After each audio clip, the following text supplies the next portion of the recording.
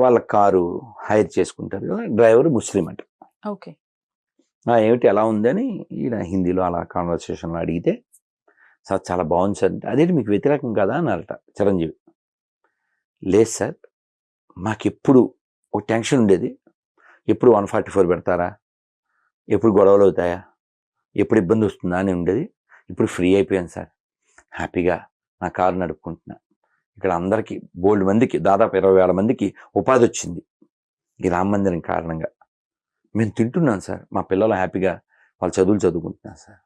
ఇంకో ముస్లిం ఎవరో చెప్పారు, అంతకుముందు మమ్మల్ని రామ మందిరానికి వీళ్ళే అడ్డంకి అని చూసేవాళ్ళు, ఇప్పుడు మా మీద ఆ అనుమానపు దృక్కులు లేకుండా చేశారు అని. కాబట్టి పాజిటివ్ ఉంది, ఆ పాజిటివిటీని మనం పెంచుకుంటూ వెళ్ళడమే. అదేదో ఎప్పుడు చెప్పారుగా, ఆ గోడ మీద ఒక చుక్క పెట్టి నీకేం కనబడుతుంది చిన్నప్పుడు. అయితే ప్రతి చిన్నపిల్లడు ఏం చెప్తాడు, ఆ డాక్టరే చెప్పాడు, ఎవడో బుద్ధిమంతుడు చెప్పాడు, సార్ చాలా విశాలంగా తెల్ల ప్రదేశం చాలా ఉంది. మనం ఆ తెల్లని ఆ చల్లని ప్రదేశంగా ఈ ప్రపంచాన్ని మార్చుకుని చిన్న లైఫ్ వెళ్ళాలంతే. గురువు గారు, మార్పు కోసమే ఓటింగ్ జరిగింది అనేది ఇందాక మీరు చెప్పారు ఒక పాయింట్. కానీ జగన్ గారు లాస్ట్ టైం ఒక ఇంటర్వ్యూ జరిగినప్పుడు కూడా ఆయన స్వయంగా నేను చాలా పోర్ట్లు కట్టించడం జరిగింది, ఇంత డెవలప్మెంట్ చేశాను, ఇన్ని పోర్ట్లు కట్టించాను అని చెప్పేసి ఆయనే స్వయంగా చెప్పడం జరిగింది. కొన్ని కట్టించారు కూడా. దీనిపైన ఏమంటారు మీరు? వాస్తవానికి అది ఏ ప్రభుత్వం అయినా, అది కేంద్ర రాష్ట్ర లేకపోతే ఒక పార్టీ ఏ పార్టీ వాళ్ళైనా, వాళ్ళకి అప్పగించిన బాధ్యతే రాష్ట్ర దేశాల అభివృద్ధి రక్షణ. అమ్మకి అన్నం పెట్టి, నేను మా అమ్మకి అన్నం పెట్టాను చూడండి కావాలితే అని చెప్పడం ఎంత దోషమో, మేము ఇది చేసాం అని చెప్పడం కూడా దోషమే. ఎందుకంటే అది చేయడం కోసమే నేను కూర్చోబెట్టాం. అయితే దురదృష్టం ఏమిటంటే, ఇప్పుడు ఒక వీడియో చూసాం, ఆయన ఎవరో మరి, ఆయన ఒక ఇంటర్వ్యూలో చాలా స్పష్టంగా చెప్తున్నారు, ఈ పోర్టుల ద్వారా పెద్ద పెద్ద కంటైనర్లో 7 లక్షల కోట్లు ధనమే ఆయన తరలించాడని.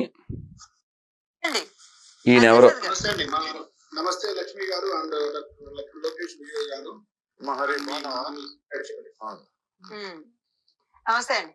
ఓకే, లోకేష్ గారు, నిజంగా అంటే జగన్మోహన్ రెడ్డి గారు ఇప్పుడు అందరూ నాయకులు వెళుతూ ఉంటారు, ఏదో కార్యక్రమానికి వెళుతూనే ఉంటారు. పవన్ కళ్యాణ్ గారికి కూడా చాలా పెద్ద బిగ్గెస్ట్ అవార్డు, యూనివర్సల్ అవార్డు ఏదో రాబోతుంది. సో వాట్ ఎవర్ ఇందులో ఈ పర్సన్ ఎవరైతే ఈ లెఫ్ట్ సైడ్ ఉన్నారో వారెవరో నాకు తెలియదు. మొత్తానికి 1 పర్సన్ ఫ్రమ్ యూకే, ఇంకొక ఆయన ఎవరో. వారి అభియోగం మరి, అంటే వారు చాలా స్ట్రాంగ్ గా చెప్తున్నారు, నీరు పళ్ళ మెరుగు నిజం దేవుడు ఎరుగు అని చెప్పారు. ఆయన పోర్ట్లు కట్టించిన మాట వాస్తవమే, ప్రజాధనంతో ప్రజల కోసం పోర్ట్లు కట్టించడం మంచిదే. కానీ ఆ పోర్టుల ద్వారా 7 లక్షల కోట్ల ధనం క్యాష్ ఇతర దేశాలకి 7 లక్షల కోట్ల ధనం తరలించబడిందని చెప్తున్నారు విత్ ప్రూఫ్స్. ఎవరి డబ్బులు అంటారు అవి? ఒకవేళ ఆయన మాట అబద్ధమైతే ఆయన ఏమన్నా చేయమని కూడా చెప్తున్నాడు ఆయన. ఎక్కడ డబ్బు, ఎవరి డబ్బు, అంతే. కాబట్టి అది కాక ఒక వ్యక్తి ఎంత ధనం, ఇందాక మనం చెప్పుకున్నాం, ఉప్పు చెప్పు 7 లక్షల కోట్లతో ఎన్ని కుటుంబాలని ఉద్ధరించవచ్చు, ఎంత అభివృద్ధి జరపచ్చు.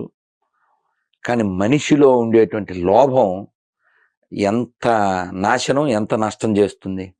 కాబట్టి పోర్ట్లు ప్రజల అభివృద్ధికా, లేకపోతే ఆయన చెప్పినట్లు కంటైనర్లు దేశాలు దాటించడానిక? భగవంతుడు ఉన్నాడు, ఖచ్చితంగా కర్మ యొక్క ప్రభావం మనం చూస్తాం. ఎందుకంటే గుణమే ప్రధానంగా జీవించాలి అని చెప్పేటువంటి ధర్మంలో, దేశంలో మనం బతుకుతున్నాం. ఇందాక చెప్పుకున్నదే, మాకూరు ధనజన యవ్వన గర్వం. పదవి, ధనము, యవ్వనము, జనము ఏది శాశ్వతం కాదు. తండ్రి ఎలా వెళ్ళాడు, తాత ఎలా వెళ్ళాడు, బంధువులు ఎలా వెళ్ళారు, మనం ఎలా వెళ్తాం. కాబట్టి సంపాదించాలి, కానీ ధనాన్ని కాదు. శరీరం పడిపోయిన తర్వాత కూడా ఉండాలి ఒక వ్యక్తి, అంత బాగా జీవించాలి. మనం ఎవరు పెద్ద పెద్ద వాళ్ళ గురించి మాట్లాడుతున్నాం. శంకరాచార్యుల వారికి ఆస్తి ఉందా? రామానుజాచార్యుల వారికి ఆస్తి ఉందా? మధ్వాచార్యులు, వల్లభాచార్యులు, నింబార్కాచార్యులు అందరూ. పోనీ అల్లూరి సీతారామరాజు ఆస్తి గురించి మనం డిస్కస్ చేస్తామా? సావార్కర్ ఆస్తి గురించి మాట్లాడతామా? త్యాగధనులు, వాళ్ళు ధనవంతులే, కానీ త్యాగమే ధనంగా కలిగిన వారు. మరి 7 లక్షల కోట్ల ప్రజాధనం దోచుకుని వెళ్ళి ఒక వ్యక్తి ఏం చేస్తాడు? కాబట్టి వారి అభియోగం తప్పు అయితే మనం ఆనందపడదాం, ఎందుకంటే ప్రజల సొమ్ము నష్టపోలేదు కాబట్టి. కోరుకుందాం వారి మాట నిజమైతే ఆ డబ్బులు వెనక్కి రావాలని, రాష్ట్ర ప్రయోజనాలకు ఉపయోగపడాలని కోరుకుందాం. ఎందుకంటే నేను ఎప్పుడు చాలామంది మనం సోషల్ మీడియా ఆధారంగా వింటూ ఉన్నాం. అంటే మనకి కొన్ని ఎవిడెన్స్లు అయితే జీవోల ద్వారా తెలుస్తాయి, ఎంతెంత డబ్బులు ఏ దేవాలయాల నుంచి పట్టుకెళ్ళారు అని. కొంచెం నేను కటుగా చెప్తాను, ఎత్తుకెళ్ళారు అని చెప్తుంటా. ఎందుకంటే you don't have right to know.